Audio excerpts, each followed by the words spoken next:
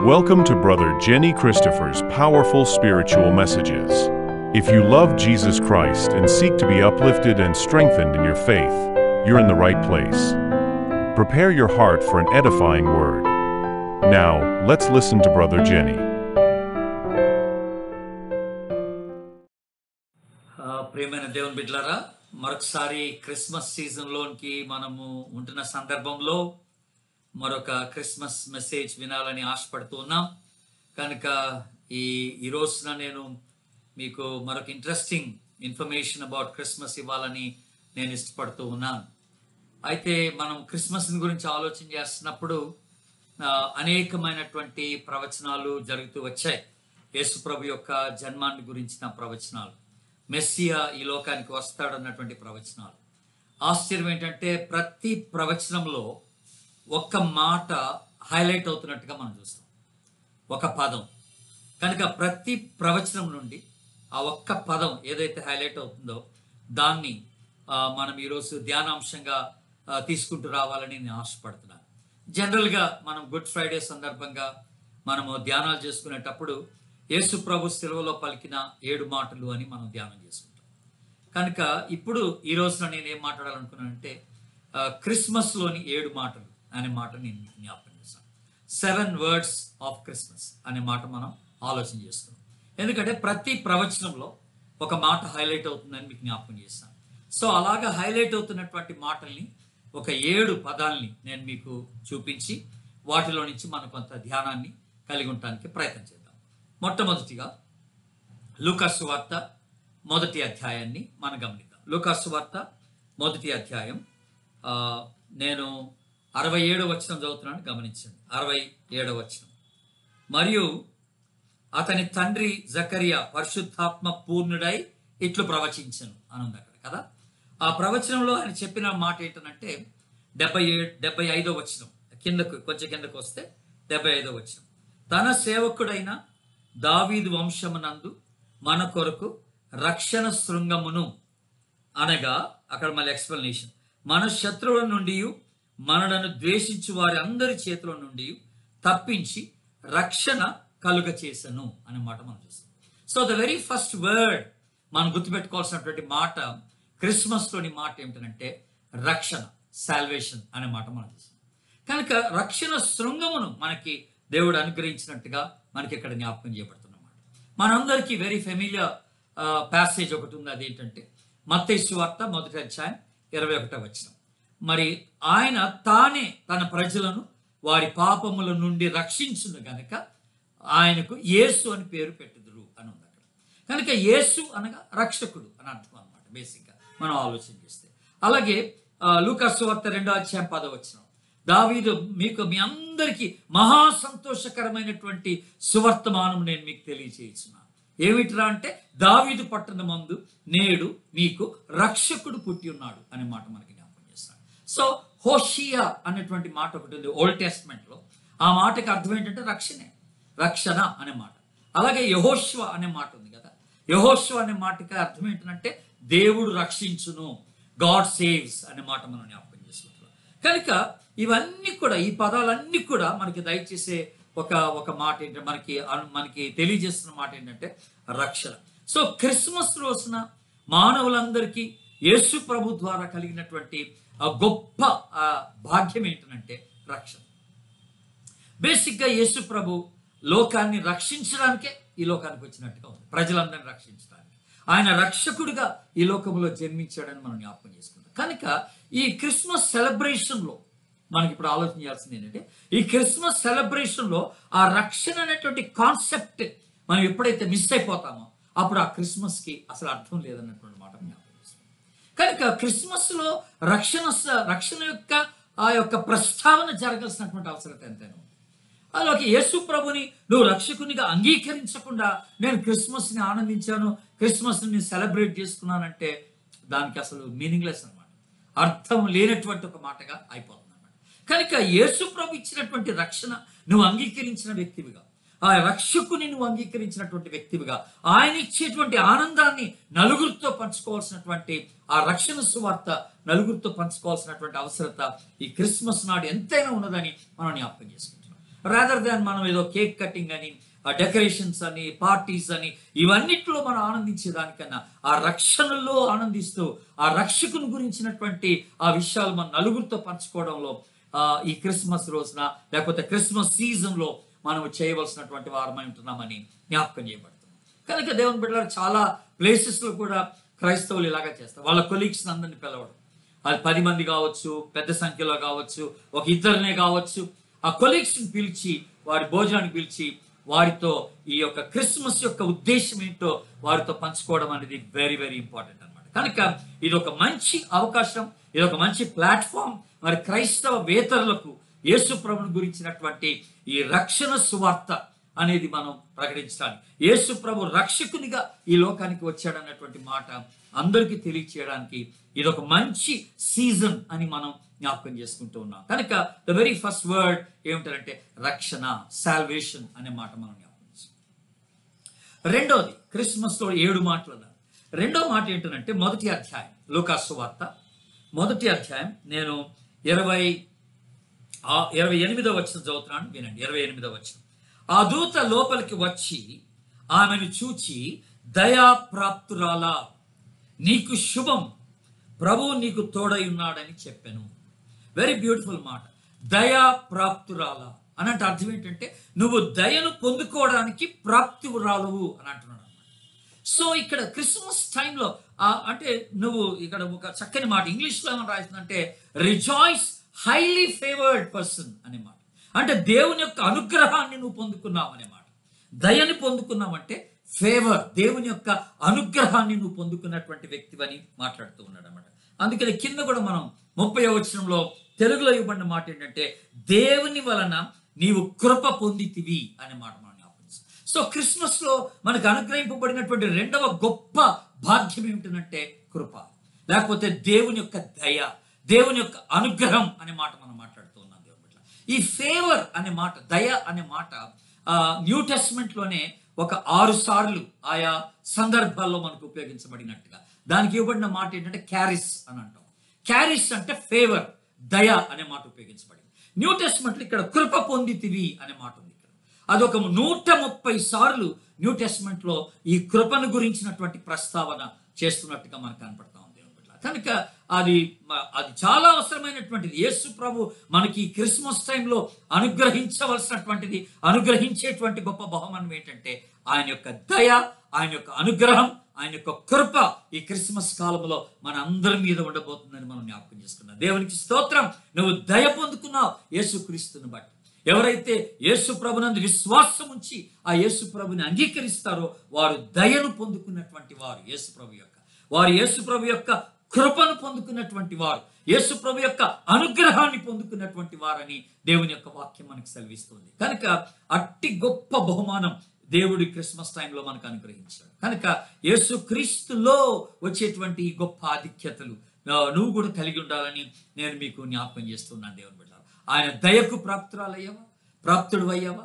ఆయన యొక్క కృపకు, ఆయన అనుగ్రహానికి నువ్వు పాత్రుడు అయ్యావా అన్నది ఒక ప్రశ్న. ఎప్పుడవుతావు అంటే ఆయన అంగీకరించినప్పుడు, ఆయన ఎందుకు విశ్వాసం ఉంచినప్పుడు ఆయన దయ, ఆయన కరుణ, ఆయన కృప నీ పట్ల అత్యధికంగా కనపరచబడుతుందని దేవుడు నీకు జ్ఞాపకం చేస్తాడు. What is the third verse, third point? మూడవ వచనాన్ని మనం అంటే మూడవ వాక్యాన్ని మనం ధ్యానం చేసుకున్నట్లయితే లూకాసు వార్త మొదటి అధ్యాయం 39 నుండి 41 వరకు ఉన్న భాగాన్ని మనం చూస్తాం. లేకపోతే కొంచెం కింద కూడా మనం చూసుకోవచ్చు. 42వ వచనం చదువుతున్నాను, గమనించండి. 42వ వచనం. స్త్రీలలో నీవు ఆశీర్వదించబడిన దానవు, నీ గర్భఫలమును ఆశీర్వదించబడును. నీ గర్భఫలమును ఆశీర్వదించబడును. నీవు ఆశీర్వదించబడిన దానవు, నీ గర్భఫలమును ఆశీర్వదించబడును. You are a blessed person అనే మాట జ్ఞాపకం చేసుకో. కనుక ఎలిజబెత్తో దేవుడు ఇచ్చినటువంటి మాట, ఎలిజబెత్కి అనుగ్రహింపబడిన మాట. నీవు స్త్రీలలో బహుగా ఎలిజబెత్ ద్వారా మరియకి ఇవ్వబడినటువంటి ఓ చక్కని మాట ఇది. ఎలిజబెత్ పరిశుద్ధాత్మ చేత నింపబడి ఆమె పలుకుతున్న మాట ఏంటంటే స్త్రీలలో నువ్వు ఆశీర్వదించబడిన దానవు, నీ గర్భఫలమును ఆశీర్వదించబడును అనే మాట చూస్తాం. కనుక క్రిస్మస్ లో మనకు వచ్చినటువంటి మూడవ భాగ్యం ఏంటంటే బ్లెస్సెడ్నెస్ అనే మాట. ఆశీర్వాదము అనే మాట మనం జ్ఞాపకం చేసుకుంటాం. ఎంత చక్కని మాట అండి. క్రిస్మస్లో మనకు కలుగుతుంది ఆశీర్వాదం. మెకోరియస్ అనే మాట ఉపయోగించబడింది, అంటే సంతోషము అనే మాట, గ్రీక్ మాట అనమాట. మెకోరియస్ అంటే బ్లెస్సెడ్ అనే మాటకి గ్రీక్ పదం ఏంటంటే మెకోరియస్ అంట, అంటే సంతోషం అని, అత్యధికమైనటువంటి సంతోషం దేవుడు నీకు ఇస్తున్నాడు అన్నటువంటి మాట మనకి ఇక్కడ జ్ఞాపకం చేయబడుతున్నటువంటి మాట. ఎంత చక్కని మాట. యేసు ప్రభుని బట్టి మన జీవితాలు ఆశీర్వదించబడబోతున్నాయి అనే మాట మనం జ్ఞాపకం చేసుకుంటాం. ఆశీర్వాదం ఏ దిక్కు నుండి రాదండి. తూర్పు నుండి పడమట నుండి నీకు ఆశీర్వాదం రాదు. కానీ ఆశీర్వాదం, నిజమైన ఆశీర్వాదం ఉంటే అది యేసు ప్రభు నుండి నీకు కలగాలని దేవుడు జ్ఞాపకం చేస్తున్నాడు. ఎప్పుడైతే దేవుడు మనల్ని ఆశీర్వదిస్తాడో మనము ఎప్పటికీ ఆశీర్వాదకరంగా ఉంటామని దేవుడి యొక్క వాక్యం జ్ఞాపకం చేస్తుంది. దేవుడు ఆశీర్వదించేది ఎప్పటికీ ఆశీర్వాదకరంగా ఉంటుందని దేవుడు మనకి జ్ఞాపకం చేస్తున్నాడు. దేవుని బిడ్డ, మీరు అపోస్తల కార్యం 3:26 మీరు గమనించండి. 3:26 దేవుడు తన సేవకుని పుట్టించి, అంటే యేసు ప్రభు, మీలో ప్రతి వాని దుష్టత్వం నుండి మళ్లించుట వలన మిమ్మల్ని ఆశీర్వదించుటకు ఆయన మొదట మీ యొద్దకు పంపాను. ఆయనను మొదట మీ యొద్దకు పంపాను. చూసారా, యేసు ప్రభుని మన ఎదుటకు, మన దగ్గరికి ఎందుకు పంపించాడు అంటే ఆయనట మనల్ని ఆశీర్వదించుటకు అని అన్నాడు. ఎంత చక్కని మాట అండి. క్రిస్మస్ టైంలో మనకి యేసు ప్రభు ద్వారా వచ్చినటువంటి గొప్ప బహుమానం, ఆధిక్యత ఏమిటంటే బ్లెస్సింగ్, ఆశీర్వాదం అనే మాట. చూసారా, కనుక దేవుని బిడ్డలారా, మనం అన్ని రంగాల్లో దేవుని ఆశీర్వాదం కావాలని కోరుకుంటాం. మన పిల్లల పట్ల, మన ఉద్యోగాల పైన, మన వ్యాపారం పైన, మన పరిచర్య పైన, మన కుటుంబం పైన, అన్నిటిపైన దేవుని ఆశీర్వాదం కావాలని మనకు ఆశ ఉంటుంది. అది ఎప్పుడు ఎలా కలుగుతుంది అంటే దేవునికి మనం ప్రథమమైన స్థానం వీటన్నిటిలో ఇచ్చినప్పుడే, యేసు ప్రభుని అంగీకరించినప్పుడే. ఆశీర్వాదానికి కారకుడు ఎవడంటే యేసు ప్రభువే. యేసు ప్రభు ఆశీర్వాదానికి కారకుడు. ఎంత చక్కని మాట. మనందరికి తెలిసినట్టుగా యాకోబు ఒక రాత్రంతా దేవునితో పోరాడాడు. పెనియేల్లో ఒక రాత్రంతా దేవునితో పోరాడినప్పుడు ఫైనల్గా యాకోబు ప్రభుని అంటున్నాడు, ప్రభు అన్నాడు నేను వెళ్ళిపోతానంటే యాకోబు ప్రభుతో ఒక ప్రశ్న అడిగాడు. నీవు నన్ను ఆశీర్వదించితేనే నేను నిన్ను వెళ్ళనీయను అన్నాడు. నీవు నన్ను ఆశీర్వదించితేనే గాని నేను నిన్ను ఇక్కడి నుంచి వెళ్ళనీయను అంటాడు దేవుని బిడ్డ. చూసారా దేవుని బిడ్డ, అంటే అర్థం ఏంటంటే అంతకుముందు యాకోబు చేసిన పని ఏంటంటే వాళ్ళ నాన్నగారి దగ్గర ఆశీర్వాదం పొందుకున్నాడు, మోసం చేశాడు, అబద్ధం ఆడాడు, నేనే ఏశానని చెప్పాడు, ఆశీర్వాదం పొందేసుకున్నాడు. కానీ అది నిజమైన ఆశీర్వాదం కాదు. అది నిజమైన ఆశీర్వాదం కాదు దేవుని బిడ్డ. అస్సలైన ఆశీర్వాదం ఇది దేవుని నుండి రావాలని యాకోబు గుర్తించాడు. అందుకనే దేవుడు వెళ్ళిపోతానంటే నువ్వు నన్ను ఆశీర్వదిస్తేనే నేను నిన్ను పంపిస్తాను అంటున్నాడు. ఇప్పుడు నాకు ఒకటి అర్థమైంది ప్రభు, అదేమిటంటే ఆశీర్వాదం ఉంటే అది నీ నుండే రావాలి, కానీ నా సొంత ప్రయత్నాల వల్ల నాకు ఆశీర్వాదం రాదని నేను గుర్తించాను. నా ప్రయాసం వల్ల నేను ఆశీర్వదించబడనని గుర్తించాను ప్రభు. అది ఆశీర్వాదం నీ నుండి రావాల్సిందే అని నేను గుర్తిస్తున్నాను. కనుక please bless me and go అంటున్నాడు. నన్ను ఆశీర్వదించి వెళ్ళమంటున్నాడు. కనుక ఈ క్రిస్మస్ సీజన్లో మనకు కలుగుతున్న గొప్ప ఆధిక్యత ఏమిటంటే ఎ బ్లెస్సింగ్ ఫ్రమ్ గాడ్. దేవుని నుండి ఒక గొప్ప ఆశీర్వాదం మనం పొందుకుంటున్నటువంటి వారమని మనం జ్ఞాపకం చేసుకుంటాం. What a privilege it is. ఈ రోజున మీరు మీ కుటుంబాలపైన, పిల్లలపైన, మీ జీవితాలపైన, మీ యొక్క పనులపైన దేవుని ఆశీర్వాదం కావాలని కోరుకుంటే యేసు ప్రభుకి మీ జీవితంలో ప్రథమ స్థానాన్ని ఇవ్వడం నేర్చుకోండి. That's a very very blessed thing. ఇప్పుడు నాలుగవ ఆశీర్వాదం ఏంటో చూద్దాం. మత్తయి సువార్తలోనికి రండి దయచేసి. మత్తయి సువార్త మొదటి అధ్యాయం 19వ చదువుతున్నాను, గమనించండి. మొదటి అధ్యాయం 19:20. హేరోదు చనిపోయిన తర్వాత ఇదిగో ప్రభుదూత ఐగుప్తులో యోసేపునకు స్వప్నమందు ప్రత్యక్షమై నీవు లేచి శిశువును తల్లిని తోడుకొని ఇశ్రాయేలు దేశమునకు వెళ్ళుము. ఇక్కడ దేవదూత గైడ్ చేస్తున్నట్టుగా, యోసేపుని గైడ్ చేస్తున్నట్టుగా మనం చూస్తున్నాం. అలాగే 2వ అధ్యాయానికి రండి దయచేసి. అదే 2వ అధ్యాయం 13వ వచనం చదువుతున్నాను, గమనించండి. 13వ వచనం ఇందాక నేను చదివింది కూడా 2వ అధ్యాయం 19వ వచనం. 2వ అధ్యాయం 19వ వచనం చదివాను. ఇప్పుడు 2వ అధ్యాయం 13వ వచనం చదువుతున్నాను, గమనించండి. 2వ అధ్యాయం 13వ వచనం. వారు వెళ్ళిన తర్వాత ఇదిగో ప్రభుదూత స్వప్నమందు యోసేపునకు ప్రత్యక్షమై హేరోదు ఆ శిశువును సంహరింపవలనని ఆయనను వెదకబోచున్నాడు గనక నీవు లేచి ఆ శిశువును ఆ తల్లిని వెంట పెట్టుకుని ఐగుప్తునకు పారిపోము అని అంటున్నాడు.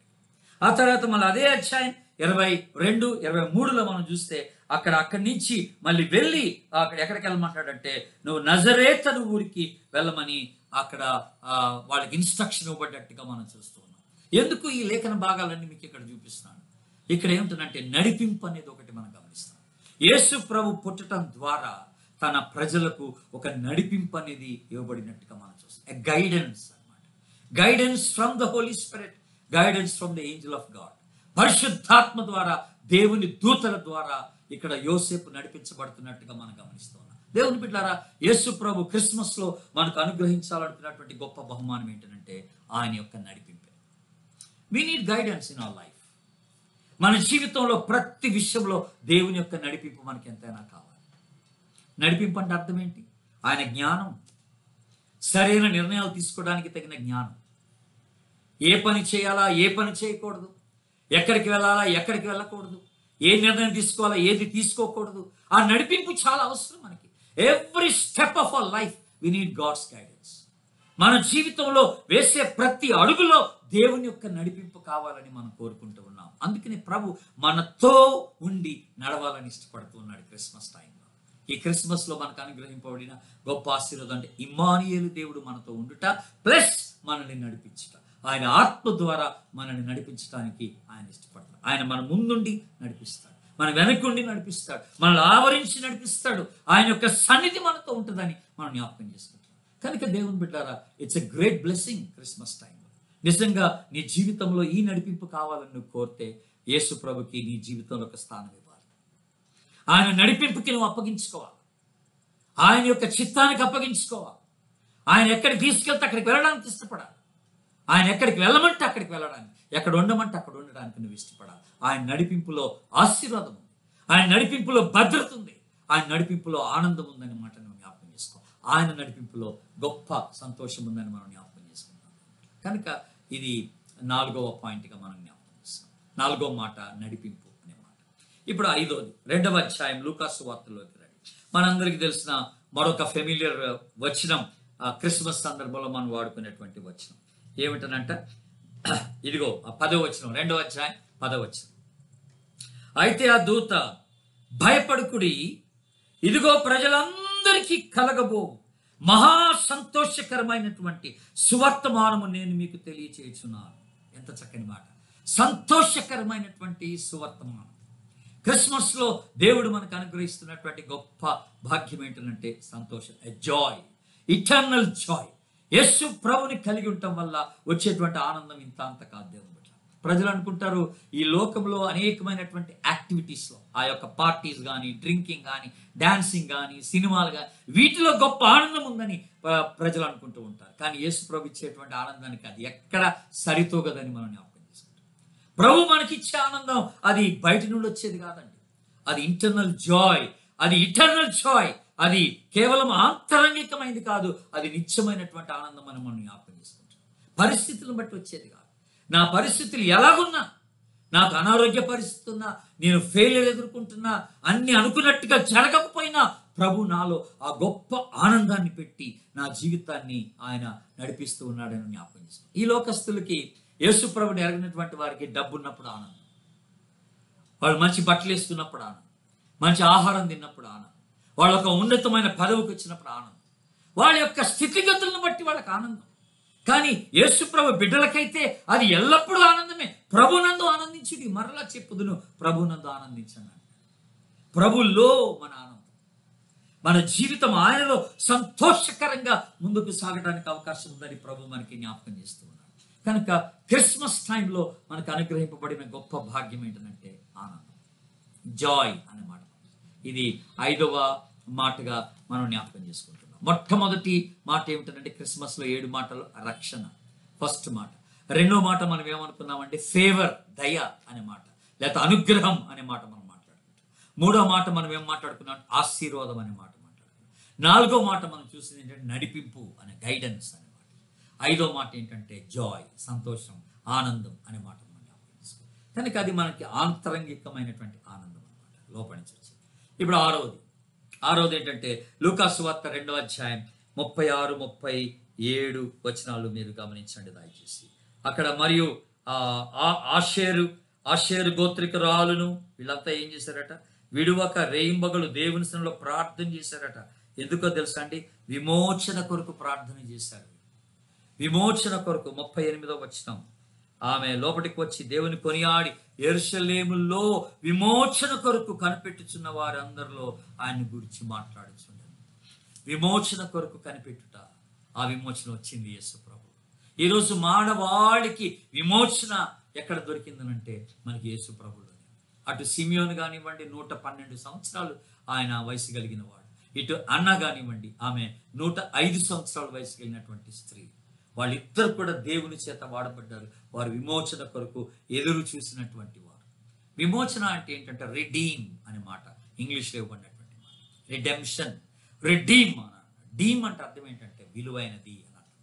రీడీమ్ అంటే దానికి తిరిగి వెలకట్టినటువంటిది అనే మాట మనం జ్ఞాపకం చేసుకుంటాం. మీరు ఒకసారి హోషేయ గ్రంథానికి మీరు వెళ్తే 1వ అధ్యాయంలో 2వ వచనంలో చక్కని మాట అక్కడ మనం చూసేది ఏంటంటే, యెహోవాను మీరు విసర్జించారు, వ్యభిచారం వల్ల పుట్టిన పిల్లలను తీసుకోము.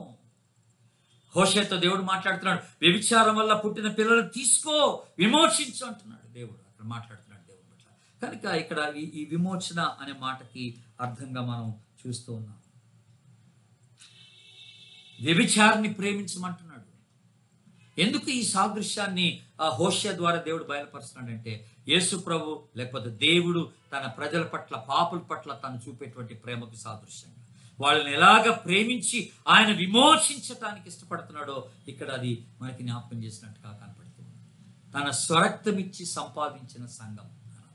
యేసు ప్రభు తన స్వరక్తము ద్వారా తన యొక్క సంఘాన్ని విమోచించుకున్నాడు, మనం అందరినీ విమోచించాడు. ఈ రోజున ఎట్టి బంధకాల్లో నువ్వు ఉన్నా, ఎట్టి పాపపు బంధకాల్లో ఊరిలో నువ్వు చిక్కుకున్నా, యేసు ప్రభు ద్వారా నీకు విమోచన ఉన్నదని ప్రభు జ్ఞాపకం చేస్తాడు. God can redeem you. దేవుడు నిన్ను విడిపించగలడు. దేవుని బిడ్డలా మరలా విడిపించగలడు. ఇది మనం జ్ఞాపకం చేసుకుంటున్నాం. ఫైనల్ 7వ మాట ఏమిటంటే, ఇక్కడ మనకి ఇవ్వబడిన మాట సమాధానం. సమాధానం ప్రజలందరికీ కలగబో సంతోషకరమైన వర్తమానం అని మాట్లాడుతూ, ఇదిగో ఆయనకిష్టులైన మనుషులకు భూమి మీద సమాధానం. భూమి మీద సమాధానం, ఇష్టలైన మనుషులకు భూమి మీద సమాధానం. ఎంత చక్కని మాట అండి. అలాగే మనం దేని గురించి చింతించకూడదు, కానీ ప్రతి విషయం నందును ప్రార్థన విజ్ఞాపన ద్వారా మీ విన్నపములను ఆయనకి తెలియచేయి. అప్పుడు సమస్త జ్ఞానములకు మించిన దేవుని సమాధానం మీకు తోడై ఉండునంట. మీ హృదయములకు మీ తలంపులకు కావలి ఉండునంట. ఈరోజు సమాధానం లేక ఎన్నో కుటుంబాలు పాడైపోతాం, నెమ్మది లేక పాడైపోతాం. యేసు ప్రభు ద్వారా నిజమైనటువంటి సమాధానం, నిజమైన నెమ్మది నీకు అనుగ్రహింపబడుతుంది. క్రిస్మస్ టైం నువ్వు యేసు ప్రభుని అంగీకరిస్తావు, ఈ గొప్ప ఆశీర్వాదాలను నువ్వు పొందుకుంటావు. ఆయన ఇచ్చేటువంటి రక్షణ, ఆయన అనుగ్రహం, ఆయన ఆశీర్వాదం, ఆయన నడిపింపు, ఆయన ఇచ్చే నిత్యమైన ఆనందం, ఆ విమోచన, ఆ తర్వాత ఆయన ఇచ్చేటువంటి నిత్యమైన సమాధానం, ఇవన్నీ పొందుకొని ప్రభు మహిమాత్మై నువ్వు ముందుకు సాగాలని నేను ఆశపడుతున్నాను. God bless you. Thank you so much. Wish you a very blessed Christmas. Hi, thanks for watching. I hope you were blessed by the sermon. If this message touched your heart, please share your thoughts in the comments and don't forget to subscribe. Tune in every Sunday at 7 p.m. on my channel. In Christ, your brother Jenny.